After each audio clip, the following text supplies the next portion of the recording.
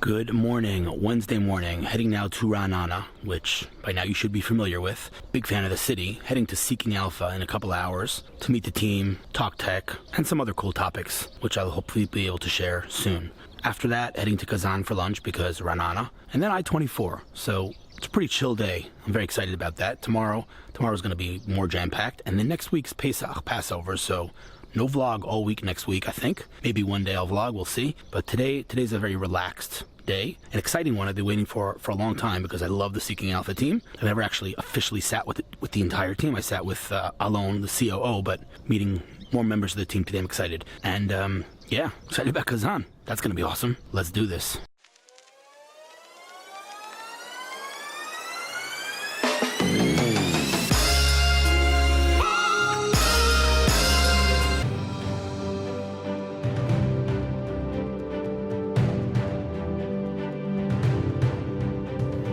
It's a good day when you start your day with a car wash. Gotta get a car wash for Pesach. My car is filthy. أحلى بيسة حق سميخ لبيسة.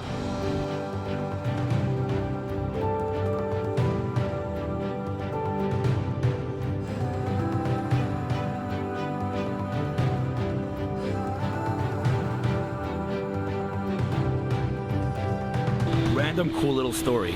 So I was driving to Ra'anana and my gas light went on, and I'm like, shoot, I didn't realize I didn't have gas. I was driving to Ra'anana to get a car wash there, and I'm like, this is so annoying that my gas light went on. I had to reroute to the nearest gas station, and I'm thinking to myself, how did this happen? Why did this happen? I get here to the gas station, there's a car wash here. So I just saved myself probably 40 minutes of traveling to the car wash there and then going to the cafe where I'm going. So there's a car wash here at the gas station. Waze rerouted me here thinking that all I needed was gas. Well, all I did need was gas as far as Waze was concerned. But turns out there was a car wash here. That worked out really well. I don't know, maybe it's my optimistic nature, but I always like to find reasons for things that happen to me. And I was like, why is this happening? Why didn't I look at my gas light? And the reason that happened is because I wanted to get a car wash here. So I don't know if that's me talking 7:30 in the morning, tiredness, or divine intervention. I know, very melodramatic, but I just like when these cool coincidences happen to me. And that's all I have to say about that.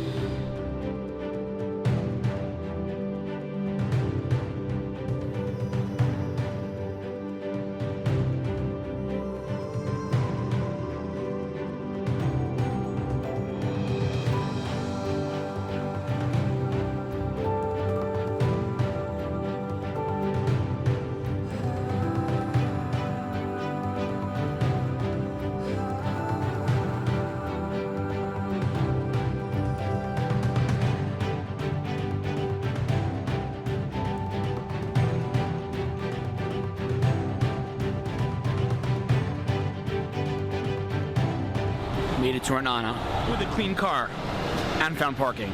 Going to Cafe Geula now, which is apparently the place where everyone hangs out. It's the place I was at last week, but I don't know, I just really enjoyed that story this morning. I would never have gone to that gas station if my gas light didn't go on, and then I would have had to wait for hours to get a car wash and paid a lot more. And Waze just rerouted me and I got a car wash, so that was good. Maybe I'm overthinking this. Probably overthinking this. All right, I need coffee. Ra'anana is like such a chill city. It's like one big wisteria lane. Like no cars, no noise, no action. I mean, I say that in a good way, actually, not in a bad way. It's so chill here. Anyway, I'm going to sit with Eli Hoffmann, the CEO of Seeking Alpha. Seeking Alpha is a market leader in the finance space, and anytime I mention Seeking Alpha to anyone, they're like, wow, they're Israeli? They're huge. People don't even realize they're Israeli. They are massive. And you'll meet the CEO soon. You'll see why he's an interesting dude. Heading in right now.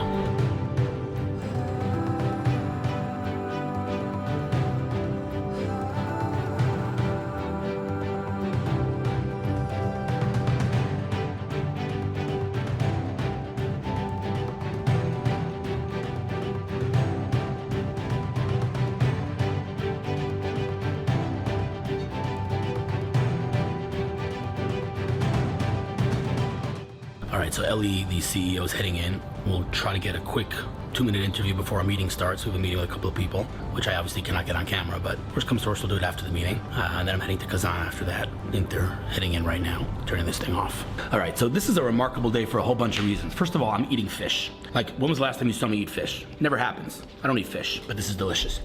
That's number one. Number two, I am sitting in a company that is, I don't know, besides the word remarkable, I don't know what other words to use, because this is a company, anyone I say the name of this company to, they say, they're Israeli? Seeking Alpha is a market, leader doesn't even do it justice. They dominate the financial market. And their product is content. They are a content powerhouse. Massive numbers, we'll talk about in a second. Millions and millions of users and readers and thousands of contributors. Massive, massive numbers. I want to introduce someone, the CEO of this organization, this, I don't even know what to call it, this massive ship called Seeking Alpha. Not your typical, just think about, before I introduce him, I'm going to pull him right into the frame here. What would you expect the CEO of Seeking Alpha to look like? You ready? He's coming to the frame. Eli Hoffmann. I love it. That was the greatest, most dramatic introduction ever. What is your story? What is my story? Give me your story. What's your background? Who are you? Where are you from? What's the deal? How big is Seeking Alpha? What's the future? Talk to me. I'm shutting up. I'm eating my fish. Oh my. Where do I start? Eli Hoffmann, CEO of Seeking Alpha. I'm from Toronto, Canadian. No wonder you're so nice. I knew this guy was something. And made Aliyah with my family about 12 years ago. Okay. Do you mind about eating, by the way? Not at all. Okay, good. Before joining Seeking Alpha, I was actually a teacher and the principal of a school, but very much and it's remarkable how much a background in teaching, in my opinion, helps in an executive position. It's something I reference internally every day. That's really interesting. I couldn't think of a better way to get to where I got to. Can I ask you one question? Yeah. Do you also get food stuck in your beer sometimes? Of course. Okay, good. No, because you can leave it for the next meal. Okay, yeah. All right. So it's a industrial hazard. Yes. So let's just start with the fact that I don't know about you, but I've been following your. We've been connected for a long time now. I don't know how it took me this long to come in. This is a crazy company, but just give me some numbers. We'll make sure it doesn't take as long next time. It's not a joke, by the way. How big is Seeking Alpha? We are employee-wise about 150 employees. Okay. We have large teams in 3 main locales: Israel, the US, and India. I actually just came back this week from our yearly India summit. Wow. All of our employees in India work remotely. We don't have an office there. They're all over the country. Okay. But once a year, some people who have reports there fly out, and we do this awesome summit. So we brought them all together this year in a mountain city called Uti, and it was just astonishing. Yeah. You could eat, right? Yeah, but I don't spit on your camera. That's okay. Waterproof. Yeah. Okay. So I just got back from India. We have a large office in Manhattan, mainly for media sales. That's where we sell a lot of our advertising, and of course our headquarters is here in beautiful Ra'anana. By the way, I love this place. Yeah, it's so chill here. It's a gorgeous location, and here's where we do, I guess, most of senior management, research and development, core product, that type of thing. Okay, so I want to get back to you and how you transitioned from being a teacher to being the CEO of a massive company, but just give me the numbers in terms of whatever numbers are public out there. How many readers do you have a month? Whatever you can give me, any information. Sure. Because I know how big of a beast this thing is. Just tell people that are watching how big is Seeking Alpha, whatever you can give me. So we have about 12 million uniques a month, people visiting Seeking Alpha. We have about 7 million registered users, people who've signed up for accounts, and of them, close to 6 million have created portfolios on Seeking Alpha. So they're using Seeking Alpha to follow their stocks. And I guess, there's a lot to talk about, more than we could possibly do in one session, but I think one of our strong points among our users is the fact that we have such broad coverage of such a huge universe of stocks. So everybody out there, whether it's Market Watch or the Journal, if you want your news on Facebook or if you want your news on Tesla, you'll get it. I don't know if you'll get the kind of conversation that you get on Seeking Alpha, but if you follow one of the thousands and thousands of small cap stock, where I think a lot of the investment opportunity actually lies, because there is a dearth of information and it's very difficult to get a true edge on a mega cap, but not as difficult to get a true edge on a small cap. That's really where I think this interview is very challenging for me. You know what's going to be challenging for me? Because I want to talk to you for like 45 minutes, but my editor he has a hard stop. He says, if you do interviews more than 10 minutes, I quit. He doesn't really say that, but so we got to keep this. We're at 4 minutes, and I have so many questions I want to ask you. How did you transition from being a teacher to a CEO of a company this big? How did that happen? So when I moved to Israel, I had decided that I had done teaching for long enough. It's a very exhausting career. What did you teach? I taught Talmudic studies, and I was also the principal of the school as well. And the combination is quite exhausting. And so I actually wanted to go into financial services. It's always been a hobby of hobby of mine. Wait, so you found teaching to be exhausting, you decided to become a CEO of a startup? I didn't become a CEO of a startup. I did join a startup. That startup was Seeking Alpha, but I certainly didn't join it as the CEO. David Jackson, who is our founder, it was a very small company at the time. So when I joined, I think I was probably about employee number 8. Oh, wow. And I joined, to sort of run some of the content operations, specifically our news team. We were just starting to get into market news, and so the first thing I did was sort of create the product, build the team around that, etc. And fell in love with Seeking Alpha. I guess to some extent, Seeking Alpha fell in love with me to the extent that they haven't kicked me out yet. And so that was the short version. What is okay, let's say someone's watching, and if they're like the only person on planet, like the one person on planet Earth who's never heard of Seeking Alpha, what is Seeking Alpha in 15 words? Seeking Alpha is an open platform for investment ideas. The concept behind that is, instead of going out and paying analysts, we want to hear from the people who are actually buying and selling the stocks. A typical article on Seeking Alpha is not, here's why I've got a buy recommendation or a sell recommendation on a stock. Is here's why I'm buying this stock hand over fist, or I'm shorting this stock. Absolutely love it. Okay, so you're talking about page, you're talking about users. I mean, to date, how much, I don't know if this is public information, do you talk about how much money you've raised to date? No, but not because I'm particularly sensitive about it. I actually don't even know the numbers. We haven't raised money since 2009. We're profitable, and at this point are not raising money. So that's where I was getting at. Yeah. You're profitable. You're a profitable company. Okay.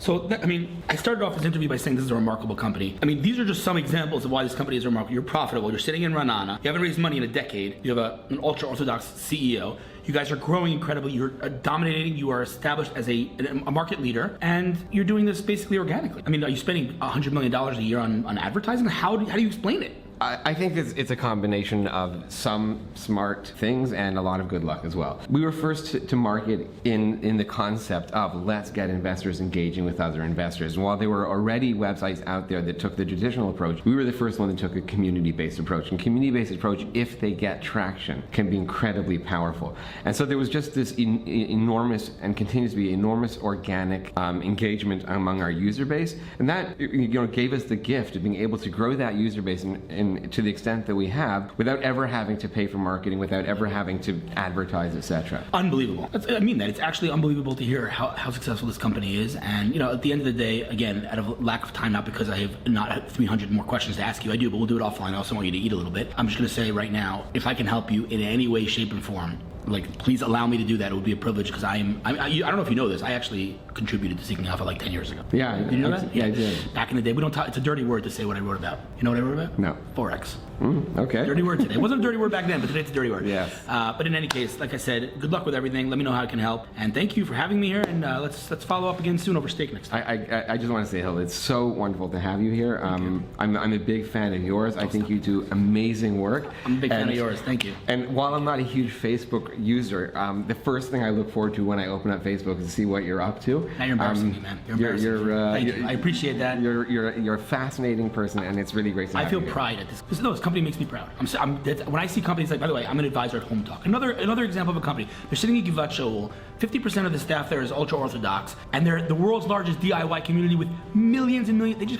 Today, they just announced, well, they didn't announce it publicly, but I'm going to announce it publicly, 2.5 billion video views. Wow. Billion! All content, all organic. It's like, what? So when I meet companies like that, sitting in Israel, head down, execution, building empires, makes me very proud. Yeah. So this is definitely at the top, top. There are others. We talked about Fiverr, we talked about Lemon. There's so many companies out there that are changing the world, literally. And they're each in their respective niches. You are absolutely one of them. So just keep doing what you're doing, and anything I can do to help in any capacity, any way, shape, or form, you know where to find me. Thanks very much. Good luck. Eat lunch, man. Eat lunch. You guys just met Eli Hoffmann, the CEO of this company, and do respect Eli Hoffmann. We love Eli Hoffmann, but it's not a but. In addition, you're the visionary here. You built this thing. This is your baby. Who are you? Who am I? Who are you? I'm David Jackson. All good. That's the short answer to the question. This is a very right? scary camera. I was about to give you a much longer, rambling answer. We're gonna get there. But I'm saying this Okay. camera intimidates people. That's Yeah. why. Okay. So you're David Jackson. Hi guys, I'm David Jackson.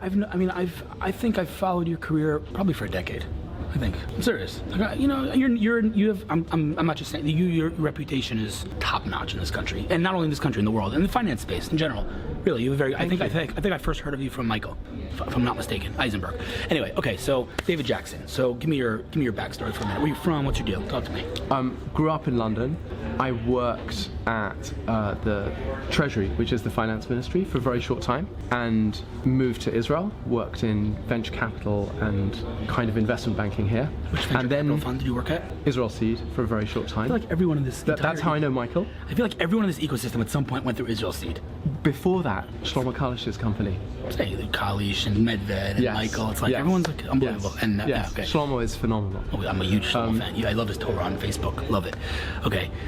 So you Israel Seed, okay, and then? And then I went to work in New York. I dragged my wife back to where she was born, which was New York, and worked as a research analyst in Morgan Stanley, covering technology stocks during the tech bubble. Okay, that must have been... Which was amazing, right. And that was the birth, the end of that, of Seeking Alpha. Okay. How did you come up with the idea for Seeking Alpha? I'd been fired from Morgan Stanley as in about the fourth wave of layoffs of technology research analysts during the tech bubble. I love that. I love that. Can I just interrupt you? I apologize. You know you're British and I'm super rude. I'm from New York. You're married to someone from New York, so you're used to the rudeness.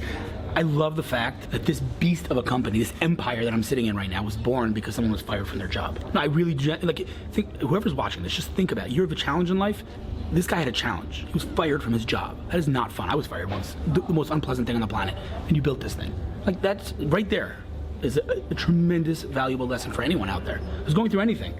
It's just a matter of perspective. What are you going to do with this, right? Are you going to get up and build bigger, or are you going to let yourself fall? You built this. It's unbelievable. Okay, anyway, go on. I guess Sorry, no, thank you. I mean, I guess I didn't imagine exactly that it would play out this way. But the investment banks, they all bulked up during the tech bubble. The way investment banking works is you hire like crazy when things are going well, and then when things don't go well, you have to control your personnel costs. Right. And so when the tech bubble burst, there were waves of layoffs in the big investment banks, in their research departments and among their investment bankers. And I was kicked out in about the third wave of layoffs from the Morgan Stanley research department. And that was the time that blogs were starting. And the internet was moving from the read-only internet to the read-write internet. Called it Web 2.0, right? Yes, Web 2.0, exactly. God. It's all the. By the way, I was going to say, Wow. I had a friend who started a company called CyberU. You know, the cyber. Yeah. Do you remember? It's like you can date people by the language that they use to describe the internet, because now nobody talks about anything to do with the internet using the word cyber, right? By the way, the company is now called Cornerstone On Demand, and I worked with him at Jerusalem Global, Shlomo Kalish's company, and he's the CEO of Cornerstone On Demand, which is now a $2.5 billion company. Wow. Traded. No, it's in LA. Love it. It's in LA. Okay, so Anyway. Seeking Alpha. I mean, so blogs are starting Web 2.0, and you said what? What was the thought process that went through your head that created this thing? The research about stocks was being written by paid analysts and paid journalists, but the people who really understood them were the investors who were buying and selling the stocks. And so how do you get them to tell you what they really think about stocks and why they're buying them and why they're selling them? And suddenly Web 2.0 has made that possible. What year was this in? This was 2003-4. So in a way, you were like the first, well, not the first, because there were social platforms, but you really tapped into the wisdom of the crowds before it was cool to tap into the wisdom of the crowds. Yeah. It's pretty unbelievable. When it comes to the content game in the finance space, Seeking Alpha owns it. You own it. You guys are an absolute market leader. You're sitting here in Ranana owning the space. It's unbelievable. Did you think it was going to get this big? Honestly. Did you ever imagine it was going to get this big? I believed that crowdsourcing would create a fundamentally better product. And because I'm very much a product person, I believe that great products win, and that the kind of legs they have, how big it can get and how long it can run for if the product is genuinely better, Okay. is almost limitless. I fundamentally agree with what you're saying. I love it. I have one question for you, though. This is a very profound but practical question. Every platform of any kind that has any social element to it, anything that depends on people, has a chicken and egg or a catch-22, right? If I have no users, if I'm Waze user number one, no one's mapped out the roads and there's no value for me to join the platform, then I won't join. And if I don't join, there are no users. And if there's no users, there's no value. And if there's no value, there's no users, and you're dead. You guys had to crack that. Because how do you bring people to Seeking Alpha when there's not already people writing on Seeking Alpha? And people aren't writing if there aren't people there. How did you get out of that cycle of death? That is you ask such great questions, by the way. So at the beginning, commentary about stocks was popping up on blogs. And what I realized was that somebody needed to aggregate this content and tag it really accurately. Brilliant. And provide a safety layer because the danger of crowdsourced stock market content is there's loads of fake news. Yeah. There's loads of people who want to tout stocks and promote them because there's so much money to be made. Right. So the idea was, well, what if you put an editorial there that means that search is really accurate, that when you go to, for example, one of our quote pages, if you type a stock symbol in Seeking Alpha, the articles that you see on that page are only about that stock, whereas everybody else was, many other sites, you type in a stock and half the stuff isn't really about them. It's about other people and it happens to be tagged that way. So I realized there was an opportunity to aggregate, and initially the content was out there on other blogs. So I literally emailed people and called people and said, "You've published this great piece. Can I republish it on Seeking Alpha?" Wow. And it will give you more exposure. I always wondered about that actually back in the day. Wasn't that bad for SEO? Duplicate content? That was one of the concerns that people raised. But what happened very fast was that by investing more in our product, we just massively raised our audience, which meant that their exposure rocketed. Right. And then what happened was then they started to realize there are these amazing comment discussions happening on my article, which is incredible. I'm having influence and I'm in a dialogue, which means that it's making me a better investor, because I've written this piece saying, I think this stock is a great idea. And there are some comments now that are making me think, hey, there are a few other things I need to nail down here. And that was intrinsically valuable to people. And so what happened was they started to experience that their reputations and their exposure and the conversations that they were in were really happening on Seeking Alpha. And so they cared less about, hey, this isn't my blog. I, as a contributor, was like, wait a second, why should I write my content two places? But I was actually asking about Google. Google didn't penalize people or Seeking Alpha for having duplicate content? I don't know at the beginning, actually. We just generated an organic audience. Right. Somehow, once people discovered what was going on, they said, hey, this site is... I'm translating. Oh, and then what we started doing was then publishing our own content. Right. That was the other solution to the chicken and egg problem. So, for example, I asked myself the question of, we're not a huge news organization. I don't have 300 journalists like the Wall Street Journal. But what if we published the best single daily summary of what's going on in the stock market, of stock market news? If you like, this is the one-page version of the Wall Street Journal. Love it. And so we created that. We have over 900,000 subscribers to it now. Incredible. Getting it by email every day. If I'm translating everything you just said, seriously, if you're a startup or if you're a marketing person, it doesn't matter. Everything you just said, content works. Content works. People are hungry for content. You produce good content, good value, you win. That's it. Thank you very much. Thank you. It's fantastic. And I'm a fan. So thank you. You're a fan? I'm a fan. Thank you for this. Thank you. Thank you for having me. I got to come back soon. I love this place. As companies go, Seeking Alpha, going to I-24 now.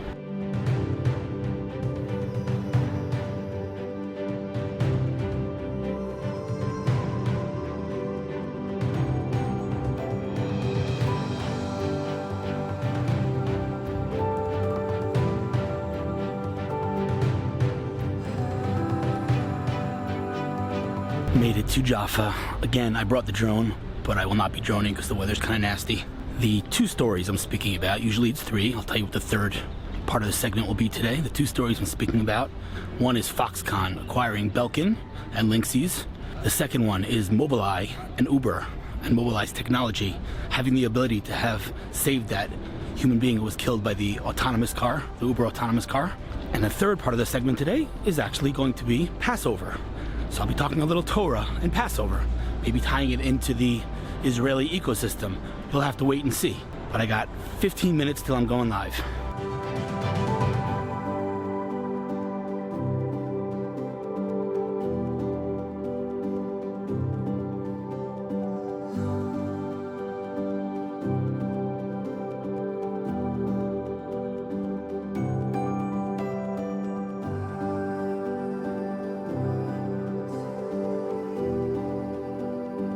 Are you ready? I'm ready. Excellent. Okay, Mobileye responds to the automotive vehicle that struck and killed an Arizona pedestrian. Plus, what does technology and the Torah have to do with each other? Well, you know, Hillel Fuld will of course have the answer because he knows everything tech. So Torah, tech, Passover, tech. Yeah, we're going to try. Is there a connect? Oh, there's a lot. The question is choosing the right one. So if you look at Pesach, Passover in the Torah, God in the Torah refers to Pesach as Chag HaMatzot, the holiday of matzah. Mm-hmm. And what do we call it? We call it Pesach. God commemorates it because we baked matzahs, and we commemorate it because he skipped over the houses. So we're each kind of giving each other props here. Think about it. The way we call it one thing, giving him props. He calls it something else, giving it. It's all about appreciation and gratitude, right? Self-driving autonomous car, an Uber car, basically killed someone, and comes along Mobileye and says, look, had you been using our technology, we would have detected that human being. And okay, I get it. TechCrunch wrote the article, and they actually said, maybe now's not the time to self-promote. Right, it's like kind so of a little bit trolling.